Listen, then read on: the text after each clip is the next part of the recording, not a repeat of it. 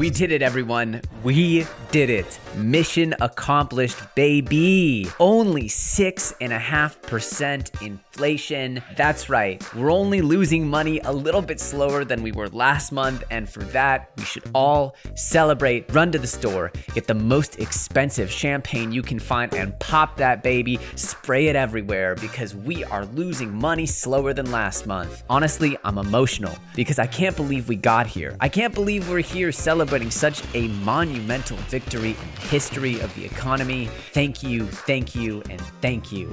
Well, today we got the CPI numbers, and that is the Consumer Price Index numbers that effectively tell us how bad we're getting screwed by the printing of US dollars. Now, as we know, inflation is the boogeyman that we've been trying to fight now for months and months. It's the monster under our bed that caused all of our precious crypto prices and our stock market assets, and soon our housing prices to crash down miserably from their incredible highs of 2021. Now, the question is, how fast can we put this boogeyman in the ground? And right now, markets are celebrating almost euphorically. Honestly, something that isn't even that great. CPI headlines fell 0.1% from last month to 6.5%, and everybody's going crazy. I mean, just look at crypto right now. Bitcoin up 7.4%, ETH up 6%, and as you get into the altcoins, you get some major pumps going on here. And so the question is, what are we celebrating here? Because 6.5% inflation is something that if you told someone back in 2015, really even 2020, they would say, you're crazy. That's not something you should experience in the good old US of A.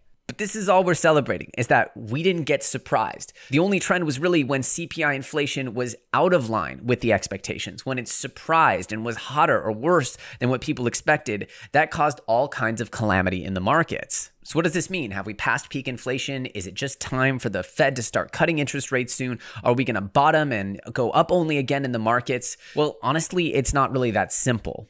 See, as our boy over here, Bob EllioTrades says, a little something for everyone on the CPI report. Bulls will highlight the deflation, the outright deflation, meaning lower inflation. Bears will point to the rebound in core. Netting it out, this is right in line with transitory Goldilocks theme. And there we have our $64,000 phrase of the day, transitory Goldilocks theme. Say it 10 times fast because that is the era we're in. We went from 90s throwbacks Billie Eilish era into the Goldilocks transitory era. It's a beautiful thing. What does that mean? I guess it could kind of mean whatever you want, but I'll tell you what I think it means at the end of the episode. Make sure you watch through. If you're enjoying this one, smash that like button. If you want my explanation of the markets each day, make sure you subscribe. Now, here's the thing. If people want to see the market weak so that the government can come in and fix it and stimulate it, which will be very good for asset prices, good for Bitcoin, good for your precious altcoins, and even our beloved NFTs and JPEGs, well, guess what? We need something to weaken, and specifically, the government is now looking not just at inflation, but at jobs. They want to see a big drop in jobs, and in specific, they want to see an increase in jobless claims, which are stubbornly low. As you can see here on this chart, looking back, jobless claims are very, very low, and they're not increasing that fast, not nearly as fast as our asset prices are decreasing. And apparently, according to our buddy Thomas here, this should not change going into February. So what does it actually mean? Well, in the end, what it means is that the Fed is probably going to continually hike, although not as aggressively as they were hiking before. Remember, they were doing a full basis point, 0.75, 0.5. Well, guess what? Now we're slowing down to what looks like 0.25 each increase, but they still have to do at least one more, potentially two more, to get us to their terminal rate. This is a course from Carlo Cassio, and we may end up seeing after the May increase that this is sort of the end of it, that we've seen us hike and hike and hike, and then effectively we have hiketh enough so that we can rest. Okay, let's talk. What does this even mean? Well, what we know is that it's not impossible for assets to do well while rate hikes are happening. But we also know that everyone is expecting a massive recession and crash. Now, as we talked about yesterday in the video, there's a lot of debate as to when this is happening. And in fact, many experts believe that the market is completely offside in positioning to the upside,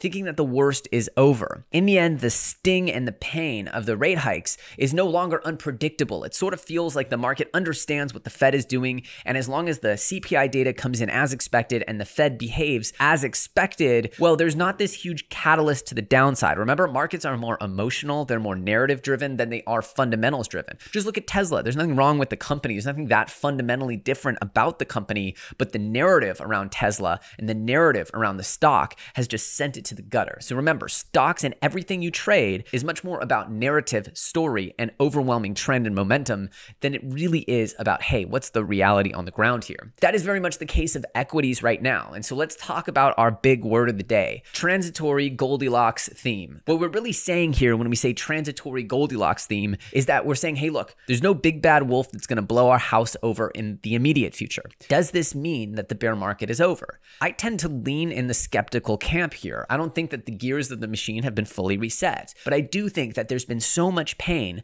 that without another big catalyst, the opportunity to grind up or even have a convincing rally up is there. And that's why I did say I've been dabbling slightly in the markets. I'm not going to put out my positions or anything like that because I'll be honest, I'm prepared to get hurt again. I do think at some point in the next year or maybe even more, there is a black swan coming. So I want a significant amount of liquidity ready in case that happens. But in the meantime, what I'm doing is working my butt off. I've never worked harder than I'm working today. And I encourage you all to do the same. And I also encourage you all to not get emotionally sucked in to any of this. You see, anyone calling for a major bull run here was probably calling for a major bull run throughout 2022. These are the same perma bull types. And as you know, I was super bullish through 2021, but flipped extremely bearish in 2022, which caused a lot of negativity because people couldn't imagine that someone so bullish when the market was bullish had become bearish when the market's bearish. But guess what? The market changes and you need to adapt. Do I wish I called the top on 2021? Of course I did, but I didn't. But I was able to protect throughout 2022. And now the question is, when is the time to start getting more risky? And I don't believe it's time to get super risky right now. In fact, I do believe what Tyler Reynolds is saying here is very apt, meaning that we will see this Goldilocks era or this Goldilocks theme play out with some major bear market rallies. In fact, I believe that markets are designed, perfectly designed machines that are there to frustrate you and to frustrate the max amount of participants. Especially inflationary bear markets are absolutely insanely hard things to predict. For this reason, I believe that we will see this Goldilocks theme, which means that there will be these balanced conditions that will allow for something good to happen in the markets, for some positivity in the markets, but that does not overwhelm the long-term trend, which is a long bear market. As we remove the degeneracy, remove the excess from the markets, reset inflation, and allow for the beginning of a new cycle to happen. But we still know there's so many things offsides, like the cost of housing and rent, inflation, and currently the labor market is on paper, based on the metrics that the Fed cares about, very strong. So what do I think people should be doing? Well, I think people should be aggressively taking this time to advance themselves in their careers, to make as much money as possible, to be pretty risk averse, because the reality is, I believe there will be an opportunity to buy generational lows at some point in the next year or two. I don't know exactly when it's going to happen, but I do believe that there will be this amazing opportunity and those with liquidity will be in a position to take advantage of it. So my goal is to be the patient panda here and to have some cash ready for that moment, because I believe that will be the make or break moment of our generation. Those who have the ability to buy assets when the time is right will crush it. For now though, I am enjoying this Goldilocks moment because I think it adds a lot of emotional fuel to people who may be feeling burnt out by the bear. But the biggest opportunity is always going to be to improve yourself, improve your earning potential. And the best way to do that is to work on your own professional skills. I know for me, the content creator journey was one of the most important in my professional life. It allowed for me to build the products that I want to build, and it allowed for independence. I'm actually going to be teaching the content creation skill set as best as I can, not here on YouTube. There's other people who do that, but to my communities in Discord. That's what I believe I can do to offer a skill set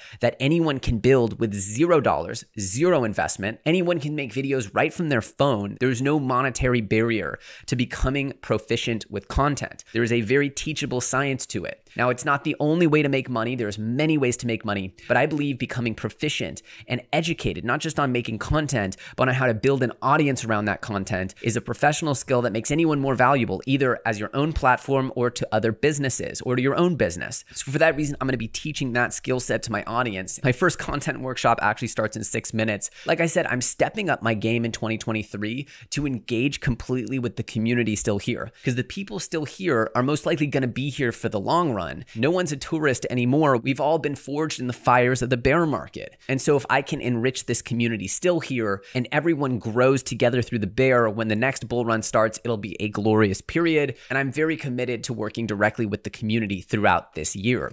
With that said, I'm curious what you guys are doing to hustle through 2023. I'm going to be bringing as much market analysis as I can, as well as much information and education on tips and tricks that you can use to make more money, to develop yourself during this bear market market, we're the people who do accelerate through this time. I believe you're accelerating while everyone else is stuck in the mud or going backwards. You're gaining more ground relative to the economy in this time by putting your foot on the gas, and that's what I'm doing here. You can see me do it live, and I'm excited to do it with all you. If you're excited about that, go ahead, destroy that like button. If you like this video, share it with your friends. Make sure to subscribe. Follow me on Twitter at EllioTrades. I have a ton of content coming out there, and I will see you very soon on the next episode.